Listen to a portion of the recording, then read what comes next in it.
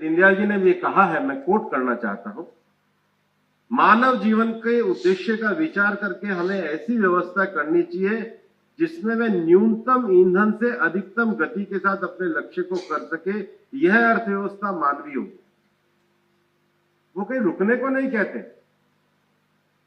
मानवीय अर्थव्यवस्था बनाने का अर्थ है कि हमें धरती के संसाधनों का उपयोग कैसा होगा। वो केवल भाषण से नहीं होगा, वो कैपेसिटी बिल्डिंग से, नॉलेज शेयरिंग से। यह मानव के पहलू का विचार न कर उसके पूर्ण जीवन और अंतिम उद्देश्य का विचार करेगी। यह सहारात्मक न होकर के सृजनात्मक होगी। यह प्रकृति के शोषण पर निर्भर न रहकर उसके पोषण पर निर्भर करेगी।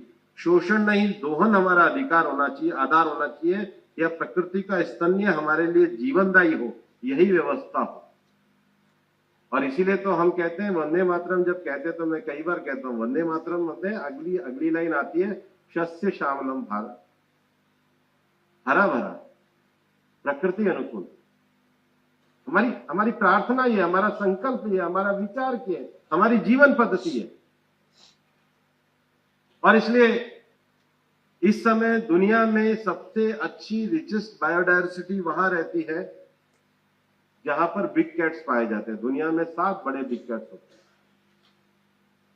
जिसमें लॉयन है, टाइगर है, लेपर्ड है, स्नो लेपर्ड है, चीता है, और 2 लैटिन अमेरिका में पाए जाते हैं, जगुआर और प्यूमा। प्रधानमंत्री जी ने यह विजन दिया कि ऐसे दुनिया के जो 97 देश हैं जिनमें इतनी प्योरेस्ट बायोडायवर्सिटी है, इनके लिए एक इंटरनेशनल बिग कैट अलायंस बनाए, ताकि वो अपनी धरती के में जो प्योरेस्ट बायोडायवर्सिटी एरिया है उसका एक संरक्षण कर सके। और ये भारत का जो ये यूनिक क्लाइमेट एक्शन प्रोग्राम है, ये प्रधानमंत्री नरेंद्र मोदी जी का विजन है और दीनदयाल जी की प्रेरणा है। क्योंकि हम प्रकृति के अनुकूल केवल विषय रखना नहीं है। बहुत सारे विषय तो इसलिए हमारे सामने आते हैं कि वो लाभार्थी हैं, लेकिन ये विषय है जो लंबे क्लाइमेट एक्शन प्रोग्राम के लिए सरकार की पॉलिसी को रेखांकित करते हैं। सरकार के अंतर्राष्ट्रीय दृष्टि से पर्यावरण क्षेत्र में आगे बढ़ने के विषयों को हमें प्रभावित करने का कार्य करते हैं।